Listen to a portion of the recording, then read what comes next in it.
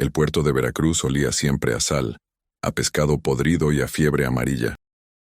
En 1850 la ciudad era un hervidero de comerciantes europeos, soldados desertores, viudas de guerra y enfermos que llegaban buscando el clima cálido como último remedio.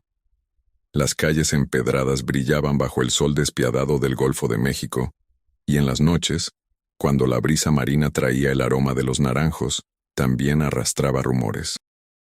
Rumores sobre el sanatorio de San Vicente, construido 3 años antes en las afueras de la ciudad, donde los muros eran tan gruesos que podían tragarse los gritos. El doctor Ernesto Villamil había llegado a Veracruz en marzo de ese año, huyendo de una acusación de mala praxis en Ciudad de México, que nunca pudo probar ni desmentir del todo. Era un hombre delgado, de 38 años, con manos temblorosas que solo se aquietaban cuando sostenían un bisturí o un vaso de brandy. Aceptó el puesto en San Vicente sin hacer preguntas, porque los hombres que huyen no pueden permitirse el lujo de la curiosidad. El sanatorio era una construcción colonial de 2 plantas, con paredes de piedra volcánica y techos de teja roja que absorbían el calor hasta convertir los pasillos en hornos. Había sido un convento antes de la Reforma, y todavía conservaba en sus patios las fuentes secas donde las monjas habían rezado sus rosarios. Si disfrutas de estas historias de terror basadas en hechos históricos reales, suscríbete al canal para no perderte ningún relato perturbador. Y déjanos en los comentarios desde dónde nos estás viendo. Ahora, continuemos con lo que el doctor Villamil descubrió en aquellas paredes. El director del sanatorio era el doctor Macedonio Salazar, un hombre corpulento de 50 y tantos años que había estudiado medicina en París y regresado a México con ideas sobre el tratamiento moral de los enfermos mentales. Hablaba con acento afrancesado y fumaba puros habanos que dejaban un rastro acre en su oficina. Durante la primera semana, Salazar mostró a Villamil las instalaciones con una mezcla de orgullo y advertencia velada. Aquí tratamos casos difíciles, doctor Villamil. Melancolía profunda, manía destructiva, delirios persecutorios. Gente que las familias ya no pueden o no quieren tener en casa. Nosotros les damos orden, disciplina, tratamiento. Pero debe entender algo fundamental. Estos muros son nuestra primera medicina. El aislamiento cura lo que los fármacos no pueden. Villamil asintió mientras recorría las salas. Había 22 pacientes en total, separados por sexo y gravedad. Las mujeres ocupaban el ala este, los hombres el oeste. En el sótano había 4 celdas de aislamiento para los casos violentos, húmedas y sin ventanas, donde el aire olía a orines y a algo más antiguo, algo que parecía haberse filtrado desde las mismas piedras.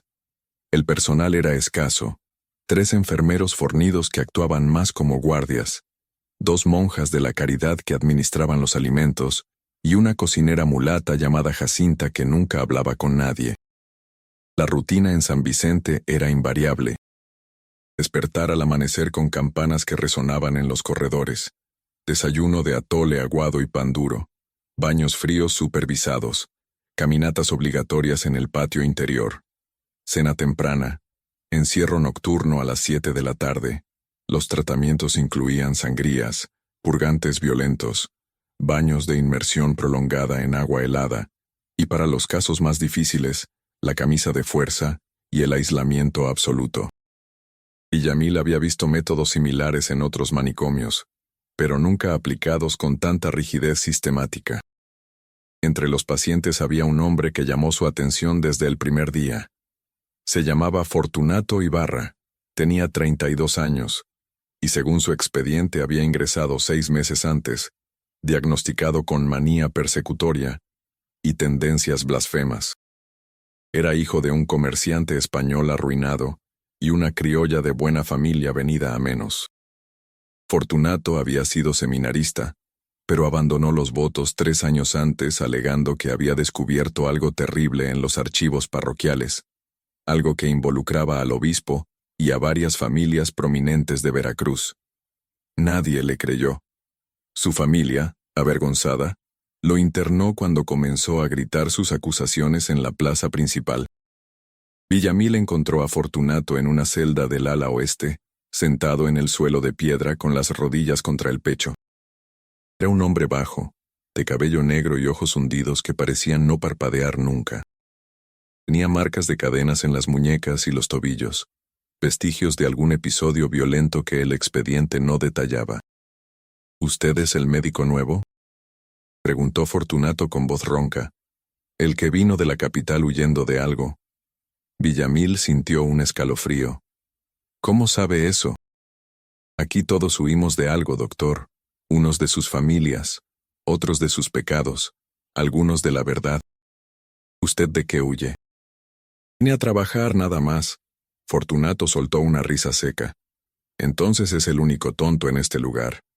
Los demás al menos saben por qué están aquí. Villamil revisó sus signos vitales. Anotó observaciones en el expediente. Pulso normal, pupilas reactivas, ningún signo de fiebre. El diagnóstico de manía persecutoria parecía conveniente más que clínico.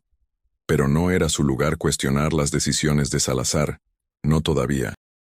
Durante las siguientes semanas, Villamil se adaptó a la rutina del sanatorio.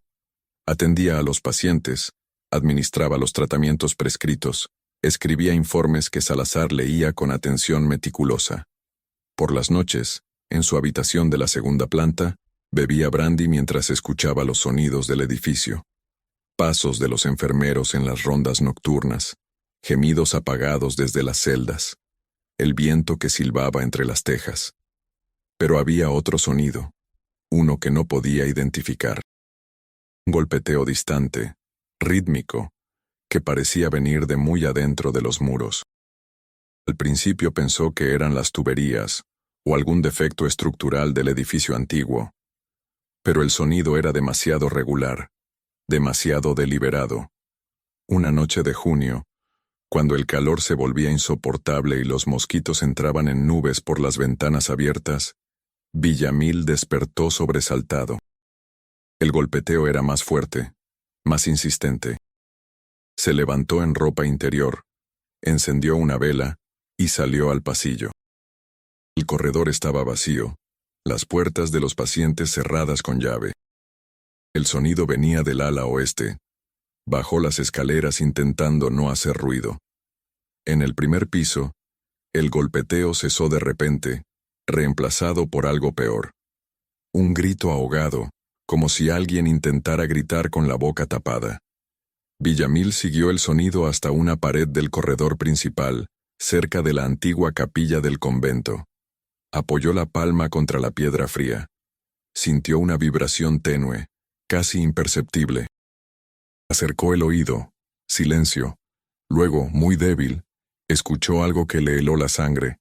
Una voz humana, masculina, suplicando en susurros. «Ayuda, por favor. Está oscuro. No puedo respirar». Retrocedió tan bruscamente que la vela se apagó. En la oscuridad absoluta del corredor, con el corazón golpeándole las costillas, Villamil supo dos cosas con certeza. Primera, había alguien dentro de ese muro. Segunda, quien fuera que estuviera ahí, había sido puesto intencionalmente. A la mañana siguiente, Villamil esperó a que Salazar llegara a su oficina. El director apareció a las 9, como siempre, con su traje de lino blanco y su puro matinal. Villamil entró sin tocar. «Necesito hablar con usted sobre algo que escuché anoche». Salazar alzó una ceja sin dejar de revisar unos papeles. «¿Los gritos de los pacientes? Es común en las noches calurosas. La fiebre mental se agudiza con el calor. No era un paciente de las celdas, era alguien dentro de un muro. El muro del corredor oeste, cerca de la capilla. El silencio que siguió fue denso. Salazar dejó los papeles con movimientos muy lentos y deliberados. Encendió su puro, dio 2 caladas largas, y finalmente miró a Villamil con ojos que ya no parecían amables. «Doctor Villamil, ¿usted sabe por qué lo contraté?» «Porque necesitaba un médico. Lo contraté porque su reputación en Ciudad de México está arruinada. Nadie más le daría trabajo en un hospital respetable. Aquí, en cambio, puede ejercer tranquilo, sin preguntas molestas. Pero esa tranquilidad tiene un precio. La discreción absoluta. ¿Me está diciendo que hay alguien emparedado en este sanatorio? Salazar se levantó. Caminó hasta la ventana que daba al patio. Desde allí se veían a los pacientes en su paseo matinal, caminando en círculos bajo el sol implacable. Este edificio tiene 120 años, Villamil. Fue convento, luego cuartel, después hospital militar, ahora sanatorio.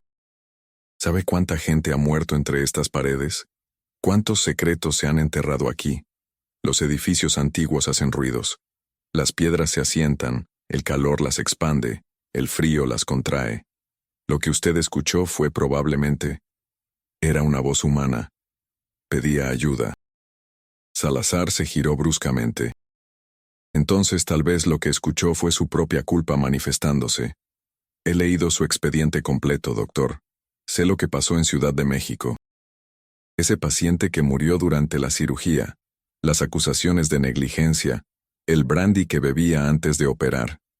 ¿Está seguro de que sus percepciones son confiables?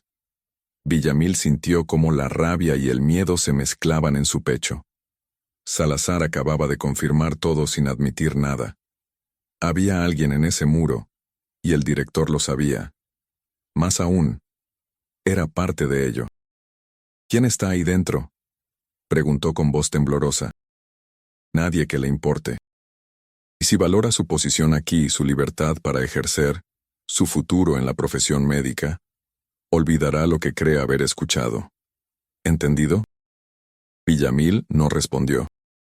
Salió de la oficina con las manos temblando, necesitando desesperadamente un trago. Pero algo había cambiado en él. La cobardía que lo había traído huyendo desde la capital comenzaba a transformarse en otra cosa.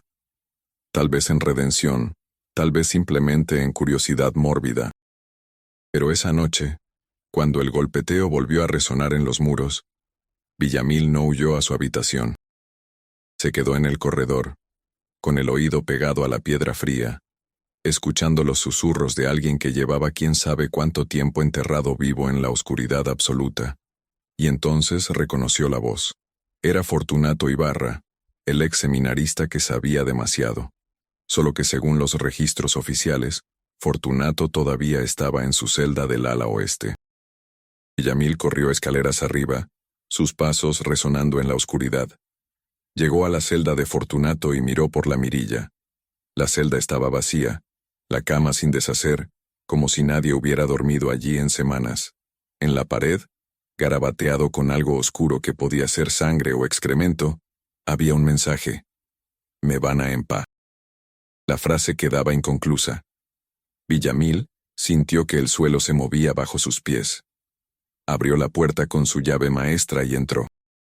El olor era nauseabundo, una mezcla de humedad, moho y algo orgánico en descomposición. Revisó cada rincón. Bajo el camastro encontró un pedazo de papel doblado varias veces. Lo abrió con manos temblorosas. Era una lista de nombres, todos ellos familias prominentes de Veracruz, comerciantes, políticos, el propio obispo. Junto a cada nombre había fechas y cantidades de dinero. Al final, con letra diferente, más tosca, alguien había escrito Contrabando de esclavos 1847-1849. Pruebas en archivo parroquial, F.I. Pero sobre todo, necesitaba encontrar exactamente dónde habían enterrado a Fortunato antes de que fuera demasiado tarde, si es que no lo era ya. En el patio, bajo la luna llena que convertía las paredes del sanatorio en esqueletos de plata, los pacientes dormían sus sueños farmacológicos. Las monjas rezaban en la capilla desacralizada. Los enfermeros jugaban a las cartas en la cocina. Y en algún lugar entre esas piedras que habían visto morir a tantos, un hombre seguía golpeando débilmente, esperando que alguien, cualquiera, escuchara su último grito. Los días siguientes fueron una tortura metódica para Villamil. Debía mantener su rutina médica normal mientras investigaba en secreto. Cada mañana atendía a los pacientes con profesionalidad mecánica, administraba los tratamientos prescritos, Anotaba observaciones en expedientes que sabía eran mentiras documentadas. Pero sus noches las dedicaba a recorrer el sanatorio con una vela y un estetoscopio, golpeando suavemente las paredes, escuchando el eco hueco que revelaba espacios ocultos. El edificio era un laberinto vertical de secretos. Había pasaderos tapiados de la época del convento, escaleras que terminaban en muros de ladrillo, puertas pintadas del mismo color que las paredes para volverlas invisibles. Villamil comenzó a elaborar un mapa mental de las discrepancias arquitectónicas. Habitaciones que desde dentro parecían tener 4 metros, pero desde fuera medían 6. Corredores que no correspondían con las ventanas exteriores, sótanos que según los planos oficiales no existían. La tercera noche de su búsqueda, mientras inspeccionaba el muro donde había escuchado la primera vez a Fortunato, uno de los enfermeros lo descubrió. Se llamaba Eusebio, un mestizo enorme de Tabasco con manos como martillos y una cicatriz que le cruzaba la cara desde la sien hasta el mentón. Era el más brutal de los 3 enfermeros, el que aplicaba los castigos físicos cuando Salazar ordenaba medidas correctivas enérgicas. «¿Qué hace aquí, doctor?». La voz de Eusebio era suave, casi amable, lo cual la hacía más amenazante. «Son las 2 de la madrugada». Villamil intentó mantener la compostura. No podía dormir. El calor. Pensé que caminar me ayudaría. Caminando con el oído pegado a las paredes. Escuché algo. Ratas, probablemente. Quería verificar antes de reportarlo. Eusebio se acercó con pasos lentos, deliberados. Olía a sudor y a aguardiente barato. «Doctor Villamil, ¿sabe qué le pasó al médico anterior? Al doctor Fonseca, el que trabajó aquí antes que usted. El doctor Salazar me dijo que renunció para volver a España.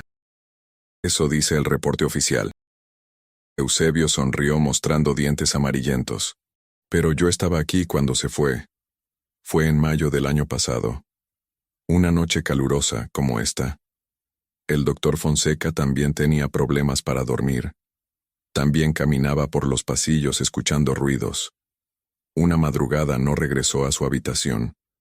Encontramos su ropa doblada junto a la fuente del patio, como si se hubiera ido a nadar. Pero el agua llevaba años seca. El doctor Salazar dijo que Fonseca había tenido un episodio de locura transitoria, que se había ido caminando descalzo hacia el puerto. Nunca más supimos de él. El mensaje era transparente. Villamil tragó saliva. «Entiendo. Espero que sí, doctor. Porque este es un buen lugar para trabajar si uno no hace preguntas inconvenientes. El salario es bueno, nadie molesta, uno puede ejercer tranquilo. Pero para los curiosos...». Eusebio pasó un dedo grueso por su cicatriz. «Para los curiosos, Veracruz puede ser muy peligroso. Mucha fiebre amarilla, muchos accidentes en los muelles, mucha gente que desaparece sin dejar rastro». Villamil asintió y se retiró a su habitación con las piernas temblorosas. Bebió brandy directamente de la botella hasta que el temblor se calmó. Ahora sabía que no era el primero en descubrir algo. El doctor Fonseca había llegado antes que él a la misma verdad terrible, y había pagado el precio. Pero también sabía que no podía detenerse. Algo en su interior, quizás los restos de dignidad profesional que creía haber perdido en Ciudad de México, le impedía simplemente olvidar y seguir adelante. Al día siguiente, durante el almuerzo del personal, Villamil intentó un acercamiento diferente. Se sentó junto a Sor Beatriz, la mayor de las 2 monjas, una mujer de 60 años con cara de ciruela pasa y manos deformadas por la artritis. Las monjas mantenían un voto de silencio parcial y raramente hablaban, pero Villamil había notado que Sor Beatriz a veces murmuraba oraciones en latín mientras distribuía la comida. «Hermana, ¿hace mucho que trabaja aquí?». Sor Beatriz lo miró con ojos acuosos. «Desde que era convento. 32 años entre estas paredes. Entonces conoció el edificio antes de las reformas. Lo conocí cuando todavía era casa de Dios, no casa de locos. ¿Recuerda si había espacios sellados? ¿Celdas clausuradas quizás?». La monja dejó de comer. Sus manos artríticas temblaron ligeramente. En los conventos siempre había celdas de penitencia, lugares donde las hermanas que pecaban gravemente eran enviadas a expiar sus culpas. Algunas pasaban meses ahí en oscuridad total rezando y ayunando. ¿Dónde estaban esas celdas? Sor Beatriz miró alrededor con nerviosismo. El comedor estaba vacío excepto por ellos dos. Aún así, bajó la voz hasta casi un susurro. Detrás de los muros del corredor oeste, eran 7 celdas pequeñas, cada una con una entrada que se sellaba con ladrillos y argamasa. Solo quedaba una pequeña abertura para pasar agua y pan. Cuando la Reforma cerró el convento, las superioras ordenaron tapiar completamente esas celdas.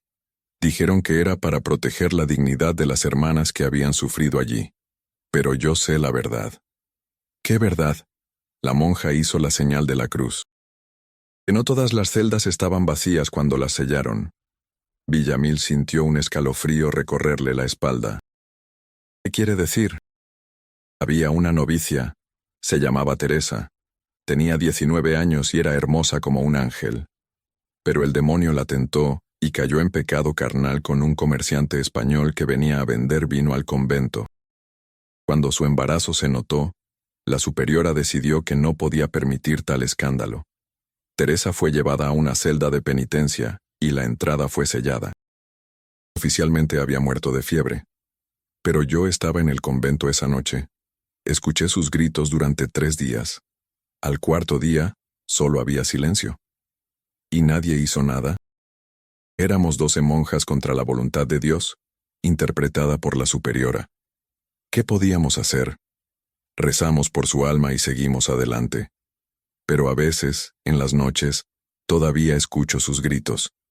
Y creo que los muros también los recuerdan. Villamil apretó los puños bajo la mesa. ¿Cuántas celdas dijo que había? 7. ¿Todas fueron selladas? Todas. Eso significaba que si Fortunato estaba emparedado, lo habían metido en una de esas antiguas celdas penitenciales. Villamil necesitaba encontrar una manera de acceder a ese espacio sin alertar a Salazar o a los enfermeros. Pero primero necesitaba más información, más pruebas de lo que realmente estaba sucediendo en San Vicente. Esa tarde, mientras Salazar salía a la ciudad para reunirse con las autoridades sanitarias, Villamil aprovechó para revisar los archivos del sanatorio. La oficina del director estaba cerrada con llave, pero Villamil había aprendido en Ciudad de México que la mayoría de las cerraduras antiguas podían abrirse con alambre y paciencia. Le tomó 15 minutos, con el corazón golpeándole las sienes, pero finalmente la puerta cedió. El despacho de Salazar era ordenado hasta la obsesión. Libros médicos en francés alineados por altura, expedientes apilados en pirámides perfectas, un escritorio donde cada objeto ocupaba su lugar exacto. Villamil comenzó a revisar los cajones. En el tercero encontró una carpeta marcada como Ingresos irregulares, confidencial. Dentro había expedientes de pacientes que no figuraban en los registros oficiales. Fortunato Ibarra estaba allí, pero también otros 6 nombres que Villamil no reconocía. Todos tenían algo en común. Habían sido internados por orden judicial especial, sin familia conocida, sin visitas autorizadas, sin fecha de alta prevista. Eran, efectivamente, desaparecidos legales.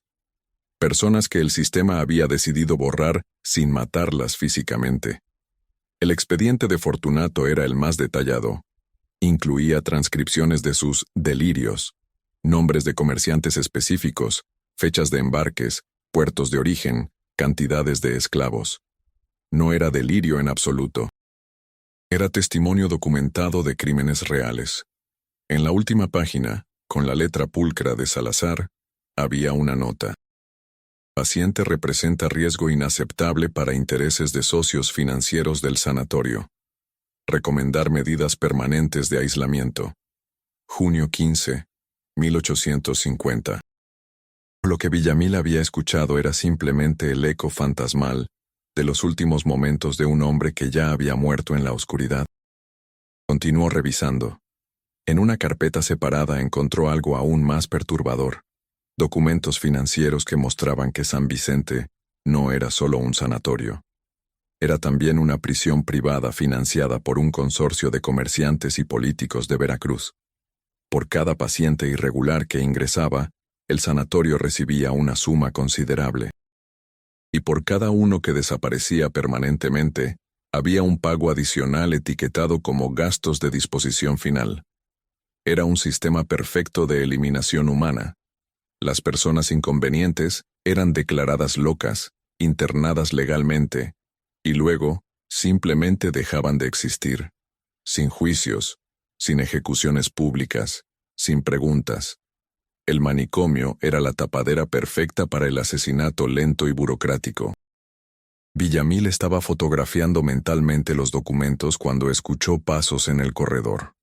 Rápidamente guardó todo en su lugar, cerró los cajones y salió de la oficina, cerrando la puerta tras él. Apenas había dado 3 pasos cuando apareció Eusebio al final del pasillo. El doctor Salazar regresó antes. Lo está buscando. Villamil sintió el sudor frío bajándole por la espalda. Estaba revisando a los pacientes del ala norte. El ala norte está al otro lado del edificio. Me perdí. Todavía no conozco bien todas las rutas.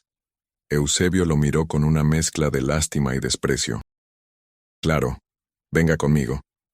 Siguió al enfermero hasta el despacho de Salazar. El director estaba sentado tras su escritorio, fumando un puro con expresión inescrutable. Cuando Villamil entró, Salazar no levantó la vista de los papeles que estaba revisando. Doctor Villamil, he recibido una queja de Sor Beatriz. Dice que usted le ha estado haciendo preguntas inapropiadas sobre la historia del edificio. Solo conversación casual durante el almuerzo. Las monjas tienen votos que cumplir. No están aquí para satisfacer curiosidades históricas. Salazar finalmente levantó la vista. Pero eso no es lo que realmente me preocupa. Me preocupa que usted no entiende su posición aquí. Así que voy a ser completamente claro. Este sanatorio realiza una función social importante. Tratamos enfermos mentales, sí, pero también manejamos casos especiales que requieren discreción absoluta. Personas cuya presencia en sociedad resultaría problemática. ¿Se refiere a Fortunato Ibarra? El silencio que siguió fue sepulcral. Salazar dejó el puro en el cenicero con movimientos muy lentos. ¿Cómo conoce ese nombre? Está en los expedientes oficiales. No en los que usted tiene autorización para ver. Villamil decidió arriesgarlo todo. Sé lo que están haciendo aquí. Sé que empareda a los pacientes vivos en las antiguas celdas penitenciales. Sé que este lugar es una prisión y un matadero disfrazado de hospital. Y sé que si no hago nada seré cómplice de asesinato. Salazar sonrió, pero no había humor en esa sonrisa. ¿Y qué piensa hacer con ese conocimiento, doctor? ¿Ir a las autoridades? ¿A las mismas autoridades que financian este lugar? ¿Al juez Carrillo, cuyo hijo está entre nuestros pacientes irregulares, por un pequeño problema de violación y asesinato que hubiera arruinado su carrera política? ¿Al alcalde Mendoza, que personalmente ordenó el ingreso de su cuñado después de que empezara a hablar sobre fraude electoral? ¿Al obispo Aranda, que paga generosamente para mantener aquí a 2 ex sacerdotes que cometieron el error de amenazarlo con revelar sus pecados? Villamil sintió que el suelo se hundía bajo sus pies. No era solo Salazar, era todo el sistema, toda la ciudad, una red de complicidad que llegaba hasta los niveles más altos del poder. Fortunato Ibarra todavía está vivo, dijo Villamil con voz temblorosa. Lo he escuchado, todavía se puede salvar. ¿Salvar? Salazar soltó una carcajada amarga. Doctor Villamil, Fortunato Ibarra era un idealista peligroso que amenazaba con destruir fortunas enteras y mandar a prisión a media élite de Veracruz. Descubrió que en 1847, cuando el gobierno abolió oficialmente la esclavitud, varios comerciantes simplemente continuaron el negocio de forma clandestina. Traficaban africanos y mayas directamente desde Yucatán, los desembarcaban en calas secretas y los vendían como peones a las haciendas del interior. La iglesia guardaba los registros y recibía su porcentaje. Era un sistema perfecto, hasta que ese maldito seminarista encontró los libros de contabilidad. Entonces todo lo que decía era verdad. Por supuesto que era verdad. Pero la verdad, doctor Villamil, no siempre triunfa. A veces la verdad simplemente desaparece entre las paredes. Salazar se levantó y caminó hacia una estantería. Movió 3 libros específicos en una secuencia particular, y la estantería se deslizó hacia un lado, revelando un pasaje oscuro. Venga, quiero mostrarle algo. Villamil dudó. Cada instinto le gritaba que correr, que salir de ese edificio y no mirar atrás. Pero necesitaba ver. Necesitaba confirmar lo que ya sabía en su corazón. El pasaje era estrecho y olía a humedad antigua. Descendieron por una escalera de piedra iluminada solo por la vela que Salazar llevaba. Bajaron un piso, luego otro. Villamil calculó que estaban muy por debajo del nivel del sótano oficial. Finalmente llegaron a un corredor con 7 puertas de madera podrida, todas ellas tapiadas con ladrillos y argamasa. Las antiguas celdas penitenciales del convento. Salazar se detuvo frente a la tercera puerta. Acercó la vela a la pared tapiada. La argamasa todavía fresca, Villamil pudo ver marcas de dedos, arañazos desesperados desde el interior. Fortunato está aquí, dijo Salazar con indiferencia. Oh, estaba. Hace 3 días que no escucho ruidos. Probablemente ya murió de sed. El cuerpo puede sobrevivir 3 semanas sin comida, pero solo 3 días sin agua. Y no le estamos dando agua. Villamil se acercó al muro. Apoyó la palma contra los ladrillos fríos. No sintió vibración alguna. Ningún sonido. Nada. ¿Por qué hace esto? Susurró.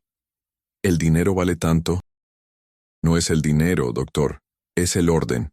La civilización necesita secretos para funcionar.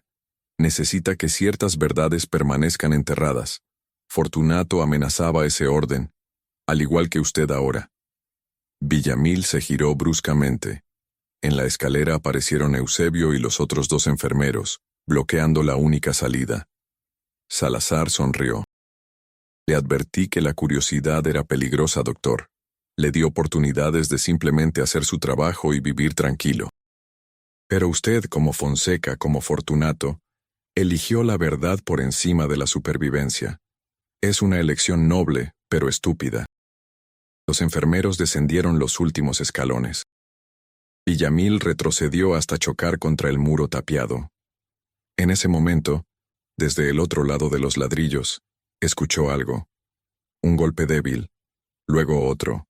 Fortunato todavía estaba vivo. Después de 6 semanas en oscuridad total, sin comida, casi sin agua, de alguna manera su cuerpo se negaba a rendirse. ¿Lo escucha?, dijo Salazar. El ser humano es extraordinariamente resistente. Fortunato ha sobrevivido bebiendo su propia orina y lamiendo la condensación de las paredes. Su mente debe estar completamente destruida a estas alturas, pero su cuerpo sigue luchando. Es fascinante desde un punto de vista médico. Villamil sintió arcadas. Son monstruos. Somos pragmáticos. Y ahora, doctor Villamil, debe tomar una decisión. Puede unirse a nosotros completamente, convertirse en socio del sanatorio con acceso a los fondos adicionales que generan nuestros servicios especiales. O puede unirse a Fortunato. Hay 6 celdas más disponibles. Los enfermeros se acercaron. Villamil miró a su alrededor desesperadamente buscando una salida, un arma, cualquier cosa. Pero no había nada excepto paredes de piedra y puertas tapiadas que contenían secretos enterrados vivos. Y en ese momento, tomó la decisión más cobarde y más humana de su vida. La misma decisión que probablemente habían tomado docenas de personas antes que él en ese mismo lugar. Me uno a ustedes, susurró. Haré lo que pidan. Salazar asintió satisfecho. Excelente. Sabía que era un hombre razonable. Eusebio, lleva al doctor de vuelta a su habitación. Mañana discutiremos los detalles de su nueva posición. Mientras subían por la escalera, Villamil escuchó un último golpe débil desde las celdas tapiadas. Un último intento de comunicación de alguien que estaba muriendo lentamente en la oscuridad, traicionado por el hombre que pudo haberlo salvado. Esa noche, Villamil bebió hasta perder el conocimiento. Y cuando despertó al amanecer, con dolor de cabeza y sabor a bilis en la boca, supo que había cruzado una línea invisible. Ya no era un médico con un pasado manchado. Era un colaborador activo en el asesinato institucional. Pero en algún rincón de su mente, en el mismo lugar donde guardaba los recuerdos de por qué había querido ser médico en primer lugar, comenzaba a germinar un plan. Un plan desesperado y probablemente suicida. Porque si iba a condenarse, al menos lo haría intentando algo que importara. Las semanas siguientes fueron un ejercicio de actuación y paciencia. Villamil se comportó como el colaborador perfecto. Atendía a los pacientes con eficiencia clínica, administraba los tratamientos sin cuestionar su brutalidad, escribía informes favorables sobre las condiciones del sanatorio. Asistió a 3 reuniones nocturnas con Salazar y los socios del establecimiento, donde conoció a los hombres que realmente dirigían Veracruz desde las sombras. Estaba el juez Cayetano Carrillo, un hombre calvo de ojos de sapo que hablaba con voz susurrante sobre justicia práctica, mientras bebía vino español.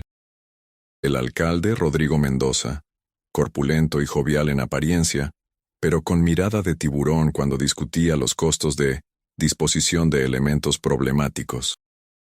El comerciante Sebastián Aguirre, que manejaba el tráfico clandestino de trabajadores y se refería a los esclavos como mercancía perecedera.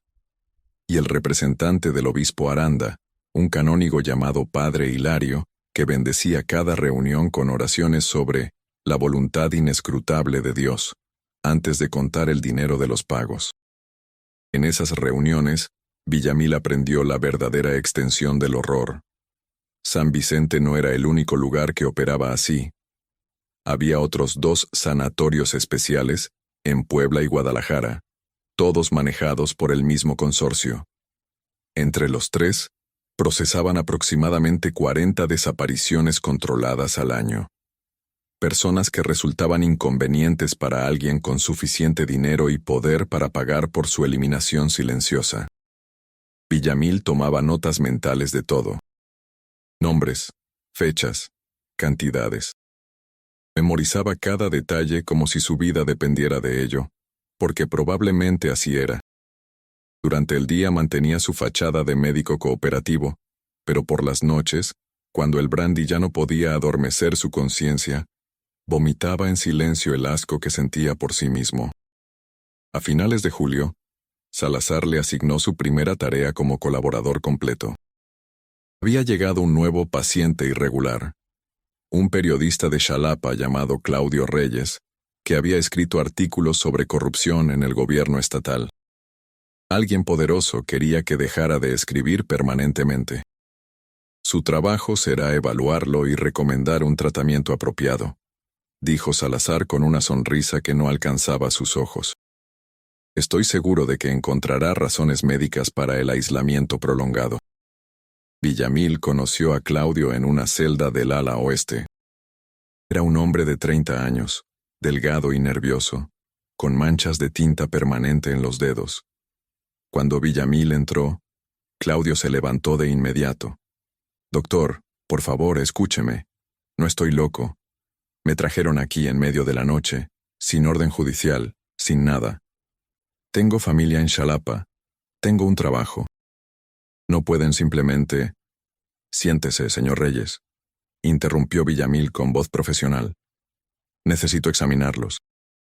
Durante la siguiente hora, Villamil realizó un examen físico completo mientras Claudio hablaba sin parar sobre los artículos que había escrito, las amenazas que había recibido, los documentos que había escondido en un lugar seguro. Villamil apenas escuchaba. Estaba demasiado ocupado luchando contra la náusea de saber lo que vendría después.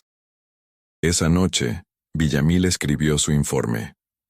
Paciente presenta signos claros de manía persecutoria aguda, delirios de grandeza relacionados con supuesta labor periodística de investigación, y tendencias potencialmente violentas. Recomiendo aislamiento total para prevenir deterioro adicional y riesgo para otros pacientes.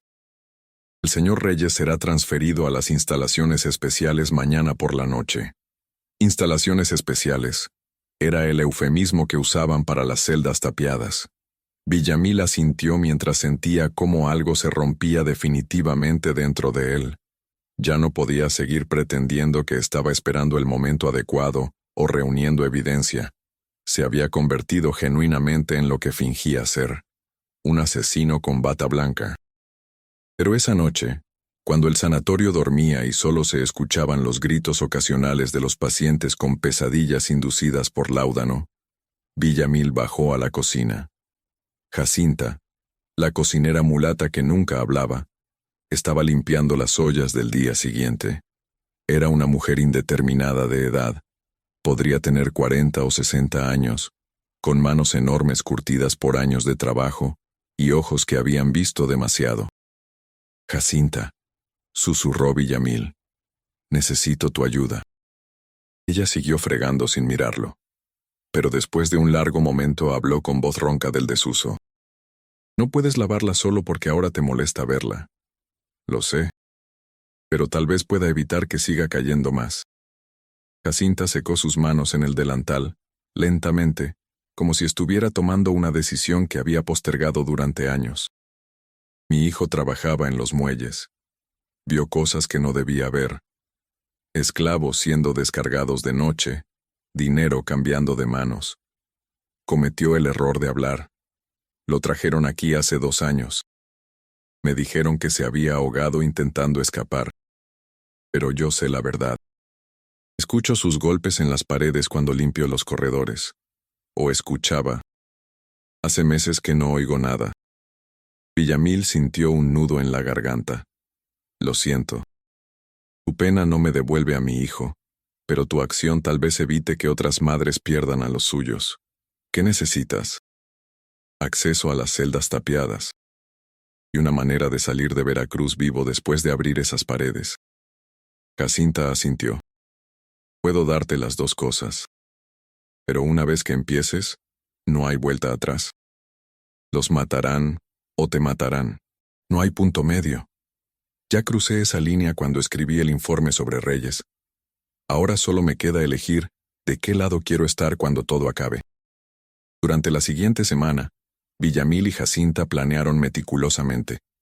Jacinta conocía el sanatorio mejor que nadie. Había estado allí desde sus días como convento, primero como novicia que no completó sus votos, luego como cocinera cuando el edificio cambió de propósito. Conocía cada pasadizo, cada escalera oculta, cada debilidad estructural. El plan era simple en su desesperación. Durante la noche del 5 de agosto, cuando Salazar y los socios tenían su reunión mensual en el puerto para recibir un nuevo embarque y contar los beneficios, Villamil y Jacinta derribarían las paredes de las celdas tapiadas. Liberarían a quien estuviera vivo todavía. Luego huirían hacia el sur, donde Jacinta tenía familia en un pueblo de pescadores cerca de Alvarado, que no hacía preguntas. Era un plan suicida lleno de agujeros. Pero era mejor que la alternativa de seguir siendo cómplice. La noche del 4 de agosto, Claudio Reyes fue llevado a las instalaciones especiales. Villamil tuvo que estar presente, parte de su rol como colaborador médico. Vio cómo los enfermeros arrastraban al periodista gritando por la escalera secreta. Vio cómo Eusebio empujaba a Claudio dentro de una de las celdas vacías. Vio cómo comenzaban a tapiar la entrada con ladrillos nuevos mientras Claudio golpeaba desde dentro, suplicando, llorando, prometiendo cualquier cosa. Por favor, doctor Villamil, usted parece decente, ayúdeme. Tengo una esposa embarazada. Por favor, no pueden hacer esto, soy inocente, por favor. La voz se fue apagando a medida que la pared crecía, ladrillo por ladrillo. Pronto solo quedó una pequeña abertura por la que pasaban una jarra de agua y un pedazo de pan. Salazar observaba con satisfacción clínica.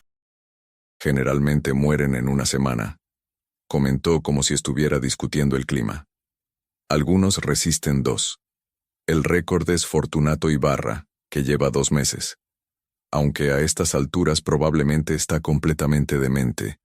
Villamil apretó los puños hasta que las uñas se le clavaron en las palmas. Sintió el sabor metálico de sangre, donde se había mordido el interior de la mejilla, para no gritar. Esperó a que los enfermeros colocaran el último ladrillo, sellando completamente la entrada. Esperó a que Salazar subiera satisfecho. Esperó a que el sanatorio se sumiera en el silencio nocturno. Y entonces, con Jacinta guiándolo por pasillos que ni siquiera sabía que existían, Villamil bajó de nuevo a las celdas tapiadas. Llevaba un martillo, un cincel y una linterna de aceite. Sus manos temblaban tanto que casi no podía sostener las herramientas.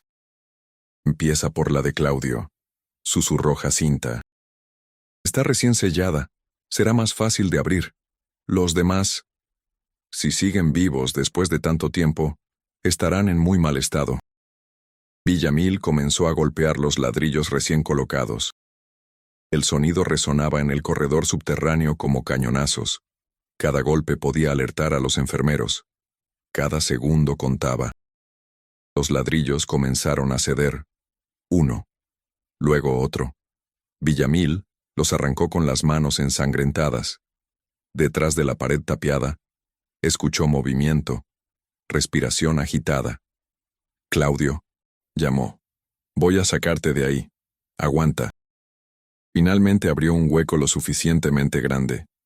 El olor que salió era indescriptible. Sudor, orina, miedo puro.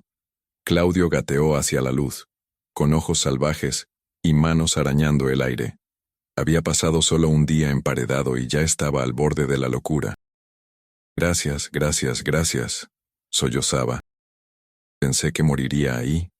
Pensé que nadie vendría». «Cállate y ayúdame con las otras celdas», dijo Villamil con voz dura.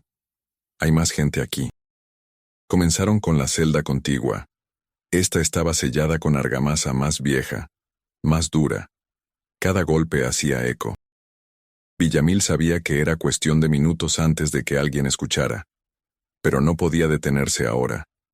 Después de 20 minutos de trabajo frenético, abrieron un hueco. Villamil metió la linterna. La luz reveló un cuerpo acurrucado en el rincón más lejano. No se movía. Se acercó con el corazón martillando. Era un hombre joven. Probablemente había sido joven. Ahora era imposible determinar su edad. Estaba desnudo, cubierto de excrementos y arañazos autoinfligidos. Sus ojos estaban abiertos pero vacíos. Muerto hace quizás una semana, calculó Villamil. «Ese era mi hijo», dijo Jacinta desde la entrada con voz hueca. «Rafael. Tenía 24 años cuando lo trajeron». Se arrodilló junto al cuerpo. Pasó una mano temblorosa sobre el cabello enmarañado. Rezaba cada noche para que estuviera vivo. Ahora rezo para que no haya sufrido mucho. Villamil tragó saliva. No había tiempo para duelo. «Lo siento, Jacinta, pero tenemos que seguir». Abrieron la tercera celda. Dentro había una mujer, o lo que quedaba de una. Estaba viva, respirando en jadeos superficiales, pero su mente se había ido hace mucho. Cuando Villamil la tocó, ella chilló como animal herido, y se acurrucó contra la pared araña, la piedra, hasta que sus uñas sangraron. No reconocía el lenguaje humano. No recordaba su nombre. Solo sabía oscuridad y terror. La cuarta celda estaba vacía excepto por huesos antiguos y jirones de tela podrida.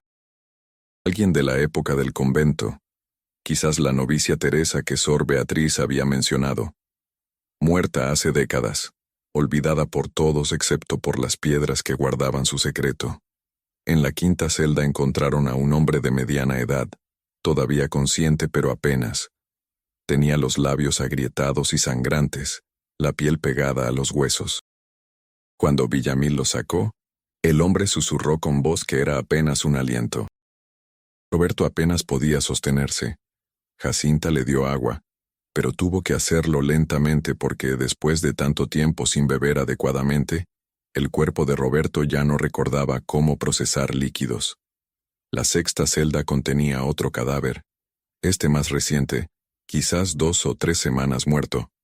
El cuerpo estaba en posición fetal, manos aferradas a la garganta como si hubiera intentado estrangularse para terminar con su propio sufrimiento.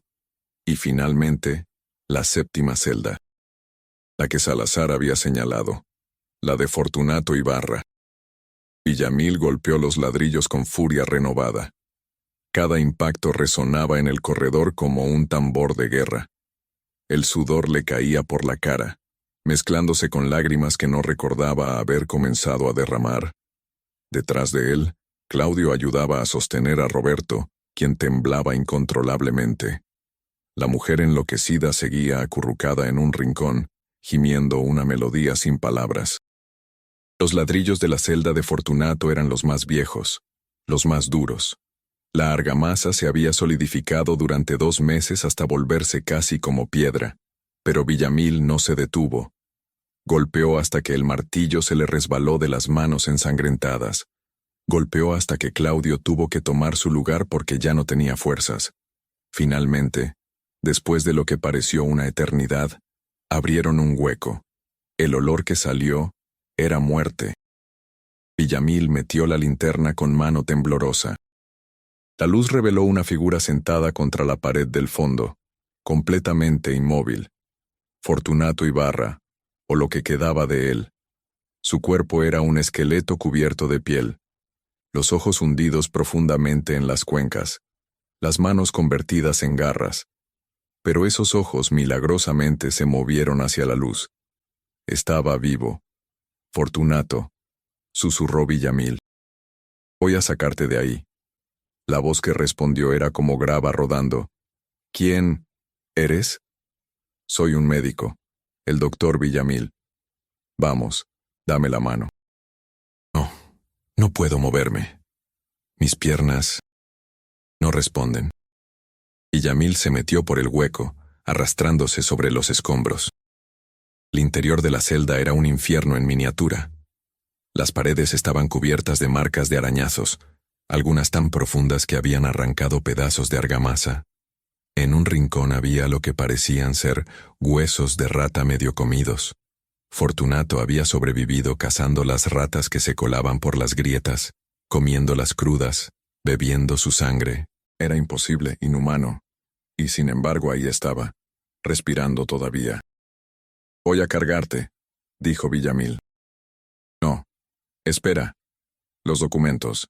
Escondí documentos. En la pared detrás de mí. Hay una piedra suelta. Los pruebas. Todo está ahí. Después nos preocupamos por eso. Ahora tenemos que salir. ¡No! Fortunato agarró la camisa de Villamil con fuerza sorprendente.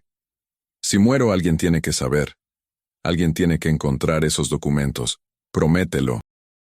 Te lo prometo. Ahora vamos. Villamil cargó a Fortunato con una facilidad terrible. El hombre no pesaba casi nada. Lo sacó por el hueco y lo entregó a Claudio. Luego regresó.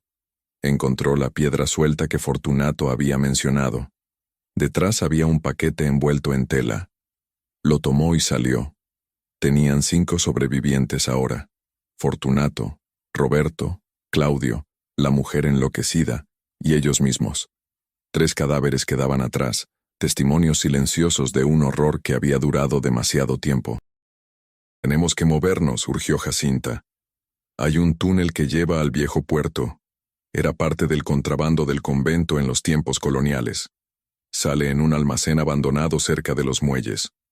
Comenzaron el ascenso lento, doloroso. Roberto apenas podía caminar. Fortunato estaba inconsciente, su cuerpo finalmente cediendo después de 2 meses de resistencia sobrehumana. La mujer lo seguía como autómata, sin comprender realmente qué estaba pasando. Claudio y Villamil los ayudaban, medio cargándolos, medio arrastrándolos. Estaban a mitad de camino cuando escucharon voces arriba. Pasos corriendo. Alguien había descubierto el hueco en las celdas.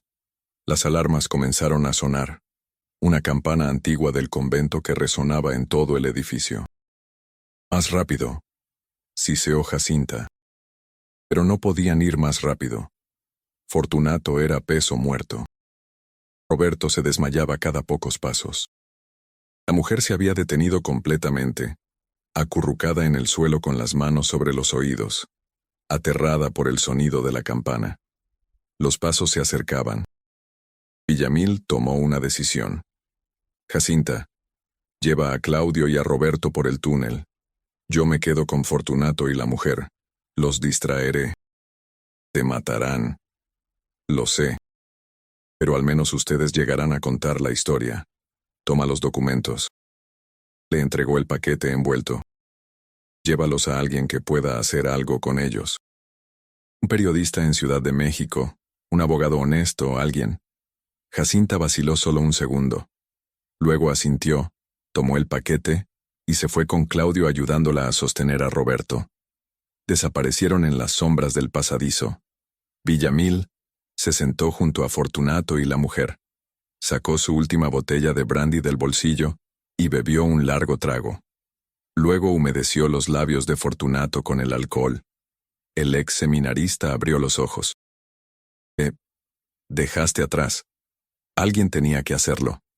Eres un tonto. Lo sé, pero después de semanas siendo un cobarde se siente bien hacer algo valiente. Aunque sea demasiado tarde, los pasos estaban muy cerca ahora. Villamil escuchó la voz de Eusebio llamando a los otros enfermeros. Luego otra voz, más fría, más furiosa. Salazar había regresado. Registren cada rincón. Quiero a Villamil y a quien sea que lo esté ayudando, vivos o muertos. Villamil miró a Fortunato. ¿Algún último pensamiento filosófico? Tú eras el seminarista. Fortunato soltó una risa que sonó como tos. Solo uno. Dios existe pero está dormido. Y nosotros somos las pesadillas que tiene mientras duerme. Esa es la teología más honesta que he escuchado. La luz de las antorchas apareció al final del corredor. Villamil se puso de pie, bloqueando el camino con su cuerpo. Si iban a matarlo, al menos ganaría unos segundos más para que Jacinta y los otros llegaran más lejos. Eusebio apareció primero, con un machete en la mano. Detrás venía Salazar con una pistola. «Doctor Villamil», dijo Salazar con voz peligrosamente calmada, «me decepcionas profundamente. Me decepcioné a mí mismo primero. Esto es solo el intento de arreglar ese error. ¿Dónde están los otros? ¿Dónde está Jacinta? Lejos de aquí. Y los documentos de Fortunato también. Todo va a salir a la luz, Salazar. Tu imperio de horror está acabado». Salazar apuntó la pistola directamente al pecho de Villamil. Los documentos no significan nada sin testigos. Y sin testigos, solo son las fantasías de un borracho deshonrado y un loco emparedado. Nadie les creerá. Tal vez, pero al menos lo intentamos. Salazar apretó el gatillo. El disparo resonó en el corredor como un trueno. Villamil sintió el impacto en el pecho, un golpe caliente que lo tiró hacia atrás. Cayó junto a Fortunato, su visión comenzando a oscurecerse en los bordes. Escuchó a la mujer enloquecida gritar, un sonido animal de terror puro. Escuchó a Salazar ordenar a los enfermeros que los emparedaran a todos, vivos o muertos, no importaba. Lo último que vio antes de perder el conocimiento fue el rostro de Fortunato, mirándolo con algo que podría haber sido gratitud, o compasión, o simplemente el reconocimiento de un compañero condenado. Y luego, oscuridad. Pero Villamil no murió. No todavía. Despertó en una de las celdas tapiadas, con dolor indescriptible en el pecho. La bala había entrado por el lado izquierdo, probablemente perforando un pulmón.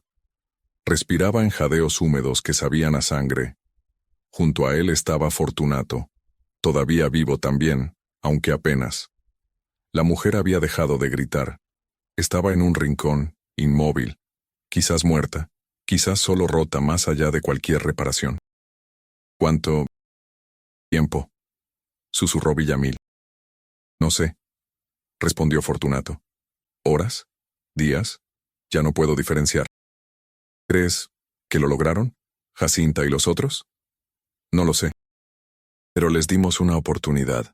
Es más de lo que yo tuve. Villamil tosió sangre. Cada respiración era agonía. Sabía que no le quedaba mucho tiempo. El cuerpo humano puede sobrevivir mucho sin comida, algo sin agua, pero no mucho con un pulmón perforado y una hemorragia interna. ¿Fortunato? ¿Sí? ¿Alguna vez te arrepentiste de buscar la verdad? Hubo un largo silencio. Luego, cada segundo de cada día desde que entré aquí. Pero también sé que si tuviera que elegir de nuevo, haría lo mismo. Algunas verdades son tan importantes que valen más que nuestra vida. No estoy seguro de estar de acuerdo, pero ya es demasiado tarde para cambiar de opinión. Pasaron las horas, o días. En la oscuridad absoluta, el tiempo perdía significado. Villamil derivaba entre la conciencia y el delirio. Veía a los pacientes que había tratado mal en Ciudad de México. Veía a Claudio Reyes suplicando.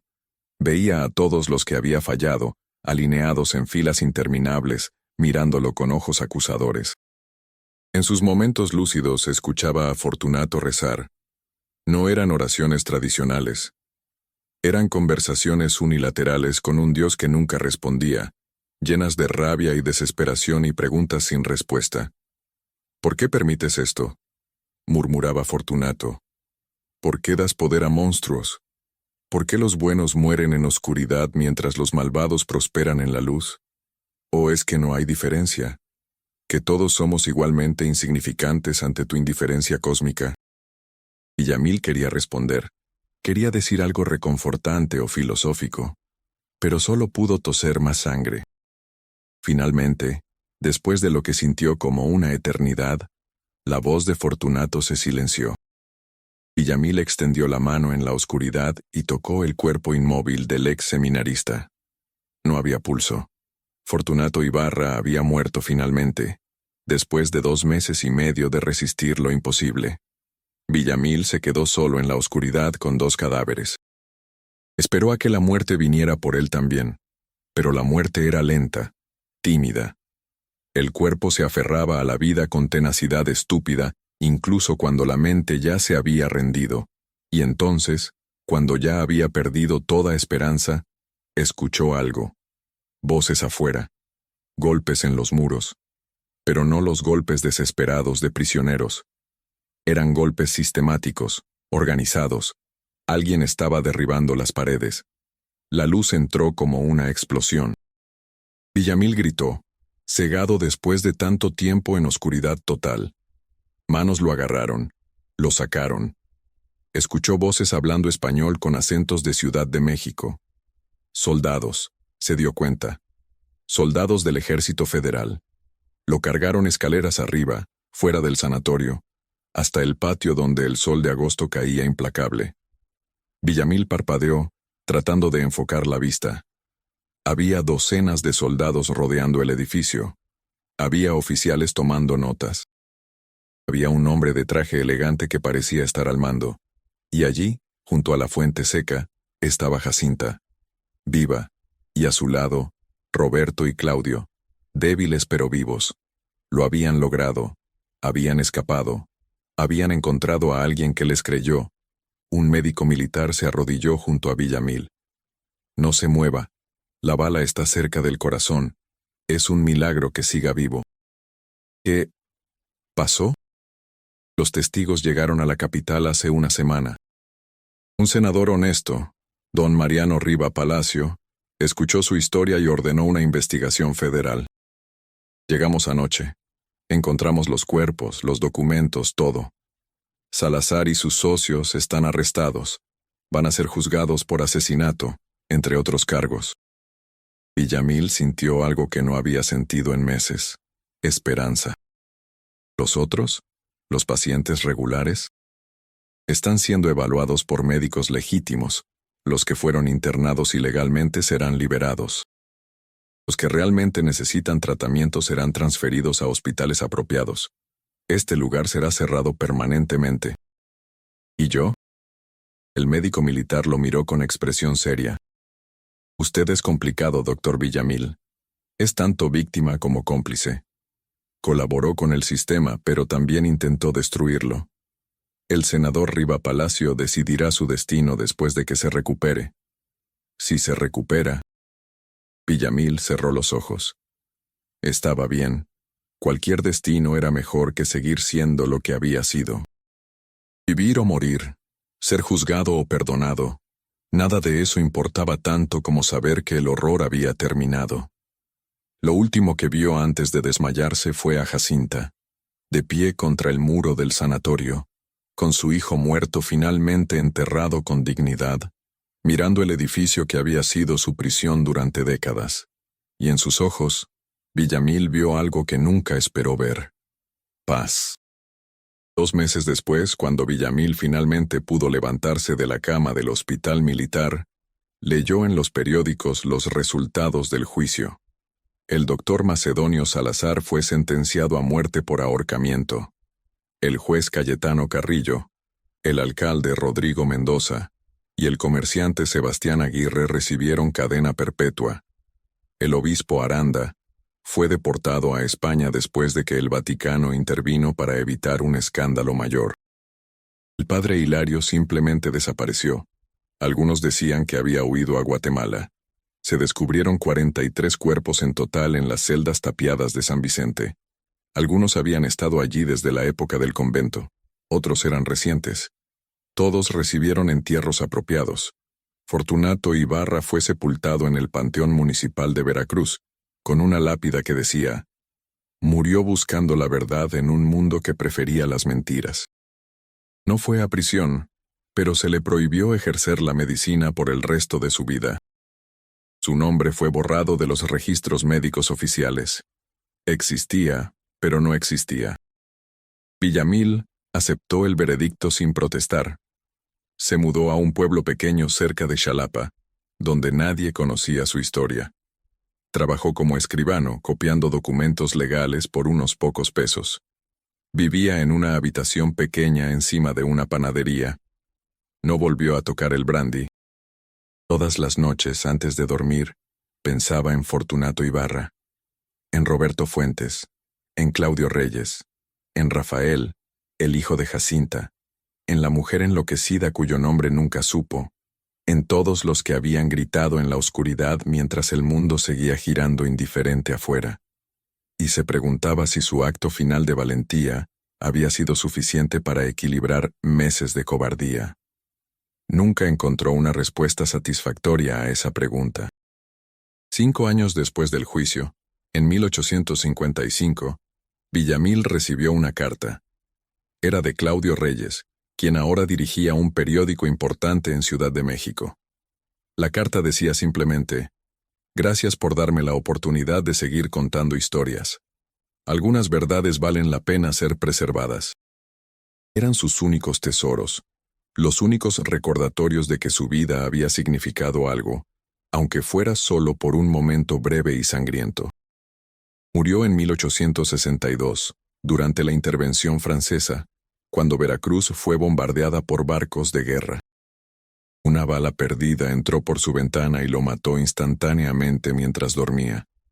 Algunos dijeron que fue mala suerte, otros que fue una forma de justicia poética. Villamil probablemente habría estado de acuerdo con ambas interpretaciones. Fue enterrado en una tumba sin nombre en el cementerio municipal. Nadie lloró su muerte. Nadie recordó su nombre. Pero en algún lugar, en los archivos polvorientos de un juzgado de Ciudad de México, existe un expediente que documenta su última acción. Y en ese expediente, con la letra meticulosa de un secretario judicial anónimo, hay una nota al margen que dice: Dr. Ernesto Villamil, cobarde que intentó ser valiente, fracasó en ambos, pero al menos lo intentó. Pero los habitantes de Veracruz evitaban comprar esas piedras.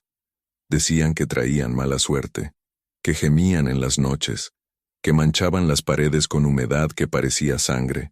Supersticiones, por supuesto, pero el miedo tiene raíces profundas en la tierra regada con horror real. Hoy, en 2026, casi nadie en Veracruz recuerda que el sanatorio de San Vicente existió alguna vez. La historia fue borrada de los libros oficiales por ser demasiado vergonzosa, demasiado oscura. El sitio donde estuvo es ahora un parque público con árboles de jacaranda y bancas de concreto, donde las madres llevan a sus hijos a jugar. Pero si caminas por ese parque en las noches de agosto, cuando el calor es sofocante y la brisa marina trae el aroma de los naranjos, a veces puedes escuchar algo. Un golpeteo débil, un grito ahogado, una súplica que nunca fue escuchada a tiempo. Los guardias del parque dicen que son las tuberías viejas o el viento entre las ramas. Los vecinos más ancianos, los que todavía recuerdan las historias que sus abuelos contaban, simplemente se santiguan y caminan más rápido. Porque algunos secretos no mueren cuando los destruyes. Algunos secretos se filtran en la tierra, en las piedras, en el aire mismo. Esperan. Susurran. Recuerdan. Y de vez en cuando, si escuchas con atención suficiente, puedes oír lo que las paredes nunca olvidaron. Los gritos de aquellos que fueron enterrados vivos en la oscuridad, no por monstruos con cuernos y colmillos, sino por hombres respetables con títulos médicos y trajes elegantes, que simplemente decidieron que algunas vidas no valían tanto como su propio confort. Esa es la verdadera lección del sanatorio de San Vicente. No que el mal existe, eso siempre lo hemos sabido. Sino que el mal más efectivo, el más duradero, el más difícil de detener, es el que se disfraza de orden, de medicina, de justicia. El mal que lleva bata blanca y firma documentos oficiales, y te mira a los ojos mientras te dice que lo que está haciendo es por tu propio bien. Ese es el horror que Fortunato Ibarra descubrió. Ese es el horror que Ernesto Villamil finalmente enfrentó. Y ese es el horror que sigue existiendo, bajo diferentes nombres, en diferentes lugares, esperando el momento en que bajemos la guardia. Los muros pueden ser derribados, los culpables pueden ser castigados, pero la capacidad humana para racionalizar el sufrimiento ajeno, para participar pasivamente en atrocidades mientras nos decimos que no tenemos elección, esa nunca desaparece del todo. Se esconde, espera. Y cuando las condiciones son apropiadas, cuando hay suficiente miedo y suficiente poder concentrado en manos de unos pocos, cuando hay suficiente gente dispuesta a mirar hacia otro lado y susurrar, yo solo sigo órdenes, o, no es mi problema.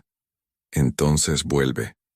Los muros vuelven a levantarse, la oscuridad vuelve a tragarse gritos. Y alguien, en algún lugar, escucha golpes desde dentro de las paredes y se pregunta si realmente escuchó algo, o si debería simplemente olvidarlo y seguir adelante con su vida tranquila. Esa es la elección que cada generación debe hacer de nuevo. Fortunato eligió la verdad y murió en oscuridad. Villamil eligió la cobardía primero y la redención después, pagando con su propia sangre. Jacinta eligió la venganza convertida en justicia y sobrevivió para ver caer a sus enemigos. ¿Qué elegirías tú, si escucharas gritos desde los muros? ¿Investigarías, sabiendo que probablemente te costaría todo? ¿O te dirías que probablemente son las tuberías, que probablemente no es tu problema, que probablemente alguien más se encargará? Esa pregunta no tiene respuesta correcta, solo tiene consecuencias. Y esas consecuencias, para bien o para mal, definen quiénes somos realmente cuando nadie más está mirando. En Veracruz, bajo el Parque de las Jacarandas, bajo los metros de tierra y las décadas de olvido, las piedras del sanatorio de San Vicente todavía recuerdan. Recuerdan cada nombre, cada grito, cada momento de cobardía y cada momento de valor. Recuerdan todo, porque la historia no se borra, solo se entierra, y lo enterrado siempre, eventualmente, encuentra la manera de salir a la superficie, a veces como verdad documentada en expedientes judiciales, a veces como rumores susurrados entre vecinos, y a veces, simplemente como un golpeteo débil en la oscuridad, esperando que alguien, cualquiera, tenga el valor de escuchar. Esta es la historia del sanatorio de San Vicente. Esta es la historia de los hombres que murieron en sus muros. Y esta es la historia de cómo el horror más real, el más duradero, nunca es sobrenatural, es simplemente humano, terriblemente, dolorosamente, inevitablemente humano.